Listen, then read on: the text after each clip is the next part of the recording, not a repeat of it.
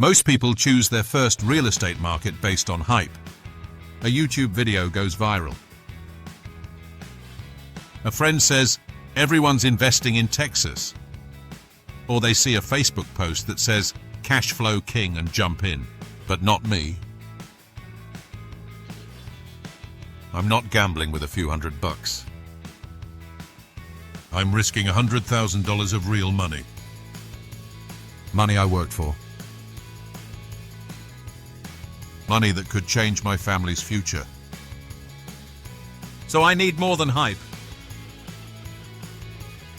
I need evidence. That's why I spent over 30 hours building a market research system before ever choosing where to invest. Because where you buy is often more important than what you buy.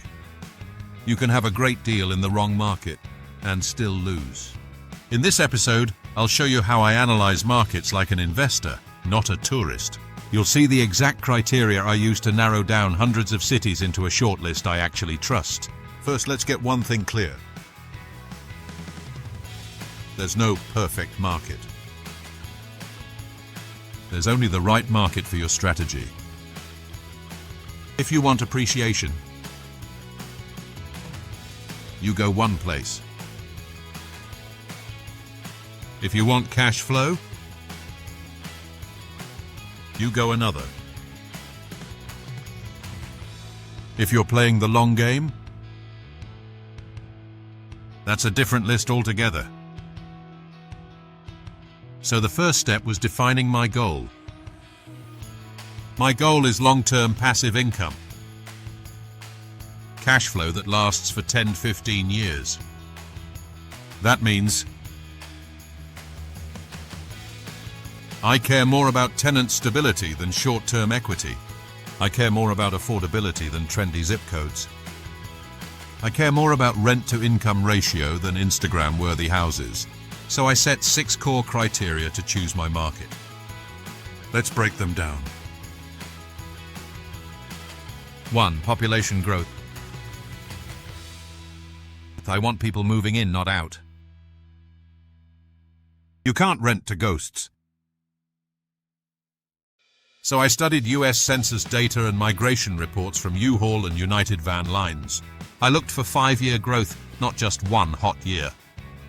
Slow and steady short-term hype. 2. Job growth and diversity. 1. Employer towns are fragile. If that one factory closes, the market collapses. I want cities with multiple job sectors. Healthcare, education, logistics, manufacturing, tech. So I pulled reports from the Bureau of Labor Statistics and looked for consistent 3% plus job growth year over year. 3. Affordable entry price. This is where most people get stuck. They look at what they want to buy, not what they can. I filtered for cities where the median home price is still under $250,000. That way I can afford multiple units or entry duplexes rather than just one overpriced door. 4. Rent to price ratio. I don't just want cash flow. I want healthy cash flow. So I used the 1% rule as a rough screen. If a $150K house rents for $1,500 a month, that's 1%. Not perfect, but a quick filter. I didn't waste time on cities where 400K houses rent for $1,800. 5. Landlord-friendly laws. This one's controversial. But I'm not afraid to say it. I want the law on my side. That means fast eviction processes, clear late payment rules, no rent control, owner rights protected. So I used platforms like Avail, LegalZoom, and state landlord guides to score each location. 6. Local property management availability. Even the best deal falls apart with bad management. So before adding a market to my shortlist, I check, are there licensed, reputable property managers in the area? What's their average fee?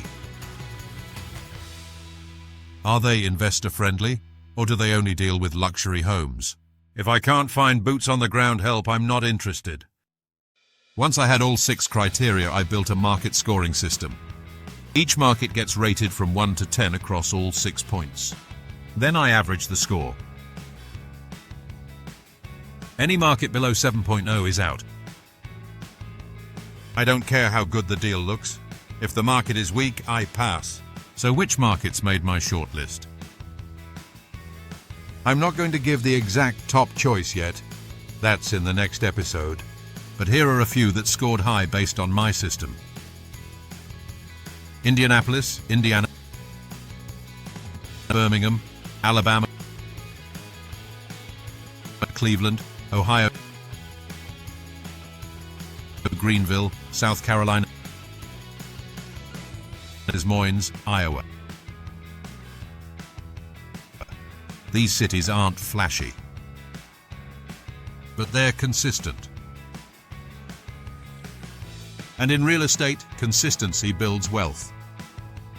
Let me walk you through one example. Indianapolis.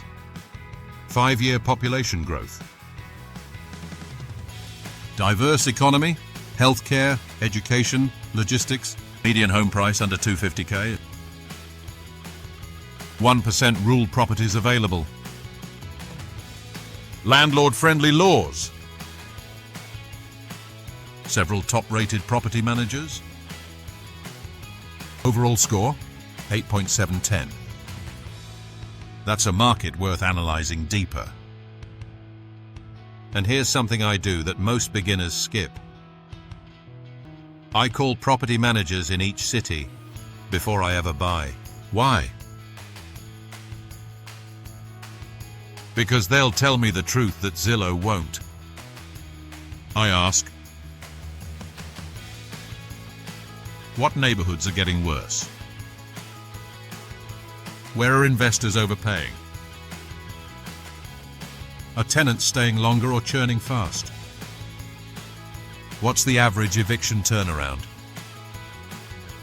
These 10-minute calls give me more insight than 10 hours on YouTube. Let's talk about what I avoid. Cities with explosive 1-year growth.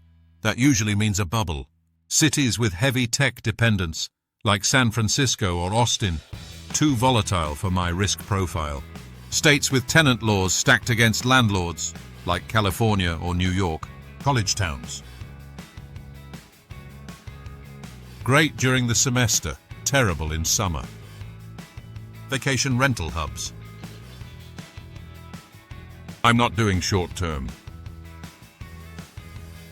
I want stability. I'm building a long-term income stream, not chasing hot trends. This is what separates investors from speculators. Speculators ask, what's hot? Investors ask, what's stable? So here's the mindset shift.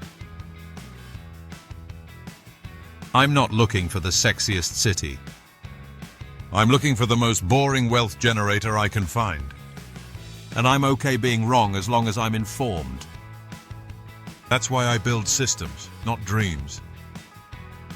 Here's my full market research toolkit if you want to do this too.